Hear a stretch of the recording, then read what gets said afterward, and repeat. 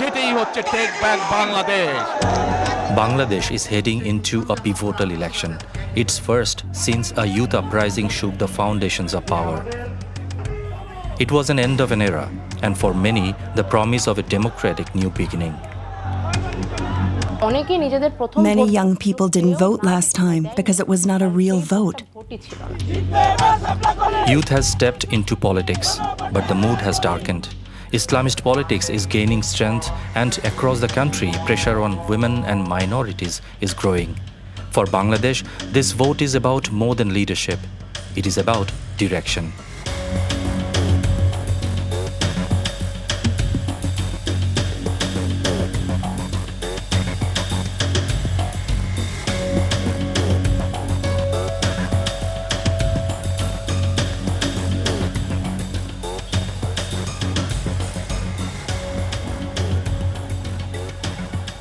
I am at Dhaka University, the largest public university in Bangladesh. It was here that student protests erupted in 2024. Protests that would eventually help topple an increasingly authoritarian regime. Here we meet Nusrat Tabassum, a leader of the student movement. She tells me how the government used force to try to stop them. This is where supporters of the ruling party hit me with a brick. Later, after my arrest, the police blindfolded and tortured me. But what happened here was more terrifying. I was trying to run while my legs were shaking. Someone was coming after me with a machete. I've never known fear like that.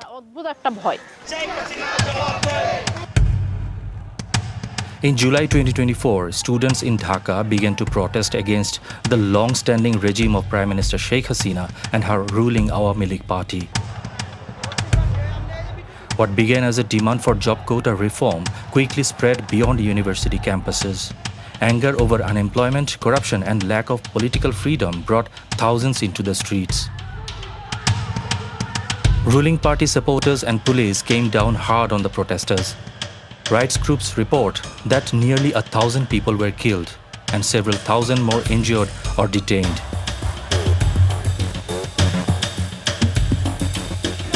In early August 2024, mass protests at Shahid Minar, a national monument to resistance, led to Sheikh Hasina's resignation and the end of her long authoritarian rule.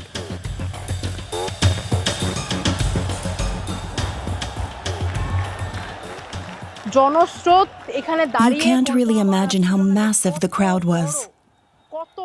They didn't have a microphone. The sheer power of the people's voices carried the message along.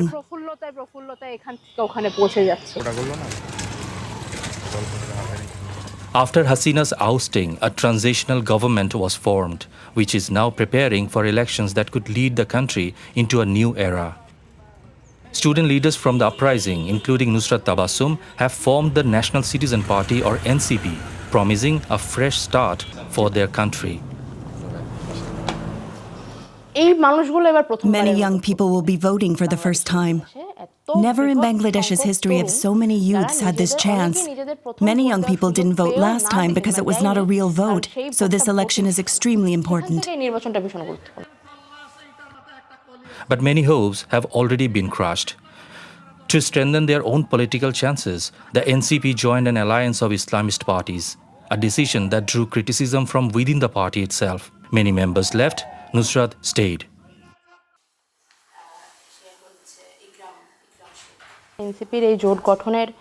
I was one of those who opposed the alliance. But this was decided through internal party voting, so we had to accept it. Still, it's important that the younger generation is represented in parliament.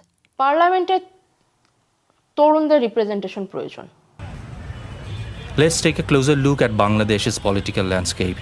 For decades, the country was dominated by two centrist rivals, the more secular Awami League of former Prime Minister Sheikh Hasina and the conservative Bangladesh Nationalist Party or BNP. The Awami League was banned after the uprising, leaving a political vacuum. The BNP is hoping for election victory. But with traditional politics being reshaped, movements like Jamaat-e-Islami, the country's largest Islamist party, are now among the strongest forces in the election. We meet Mamunul Haq at a local mosque during his daily prayer.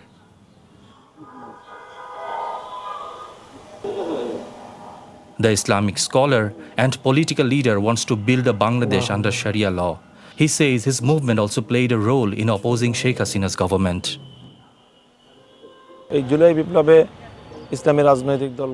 Islamist political parties and groups played a very large role in the July Revolution. Under the banner of uniting patriotic and religious forces, a space for political cooperation emerged. This ultimately developed into an alliance which is now entering the election campaign as United Front. Mamunul Haq is considered one of the key figures in the broader Islamist alliance. He is also a controversial figure who has faced multiple criminal cases over the years for his political activities, as well as a rape case in which he was later acquitted. He believes the upcoming election presents a major opportunity for the Islamist bloc. In Bangladesh's 54-year history, this is the first time that religious parties have stood as a strong opposition in parliamentary elections. After visiting the mosque, he gives out flyers campaigning for the Islamist alliance. Although around 90% of Bangladesh's population is Muslim, Islamist parties have never won a majority in national elections. This time, their confidence has reached new heights.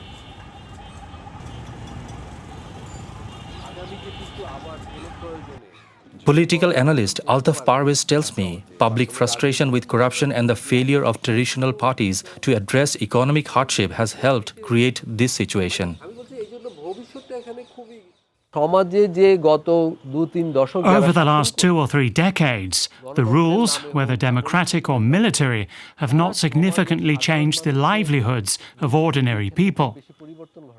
The ideals and objectives for which the liberation war was fought have not been implemented. As a result, the people's frustration has been quietly used by religious or Islamist parties to expand their organizational base. This has been clearly visible since the July uprising. The rise of Islamist politics has raised concerns, especially over women's representation. Although Bangladesh has had 2 female prime ministers in the last decades, women in politics have always been a minority. I don't believe that the Bangladeshi people want to see women in leadership. They are used to viewing women as second or third-class citizens. As society becomes more conservative from day to day, it's natural that politicians reflect that view. In this election, less than 5% of candidates are women. Many parties, including the Islamists, have not nominated a single female candidate. We have not placed a woman in a central leadership position because Islam does not allow it.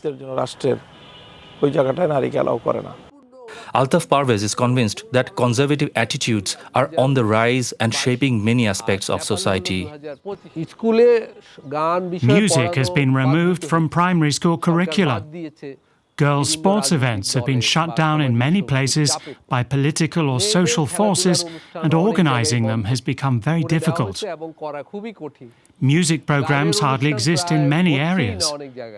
Usually, many kinds of cultural events take place across the country in winter, but not this year.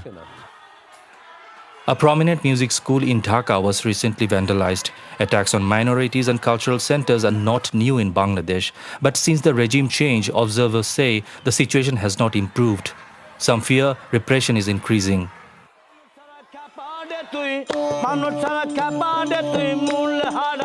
To understand that concern better, we travel to Kushtia in western Bangladesh, home to the shrine of 19th century mystic philosopher and poet Fakir Lalon Shah.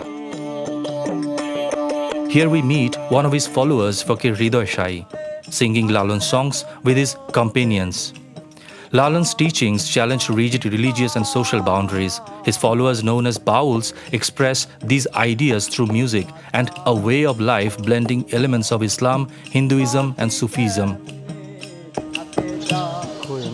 Many conservative groups view them as unorthodox or blasphemous.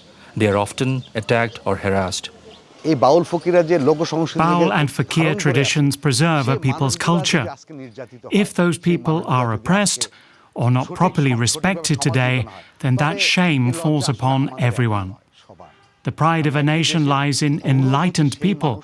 The primary purpose of culture is to enlighten.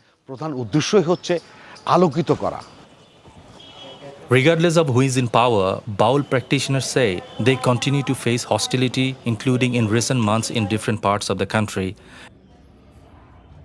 Hriday Shai fears that pressure on Baul and other cultural communities could grow even further. Whenever minorities are oppressed, they experience hostility or have to justify their way of life. But if we think deeply, we realize I am a human being, they are human beings too. If we can move beyond conflicts over lifestyles or traditions and focus on humanity and shared values, then political differences no longer play such a big role. As election day approaches, Bangladesh stands at a crossroads marked by concerns, wishes, and hopes. That this election will bring an unprecedented rise of Islamic organizations in Bangladeshi politics. Politicians can do more. If there are 11 female members today, there can easily be 31 tomorrow. But political will isn't enough. It takes a broad social movement. If you can help people understand, their inner self awakens and there is no need for conflict. Like many in Bangladesh, all three believe that what happens in the coming days will echo far beyond the ballot box.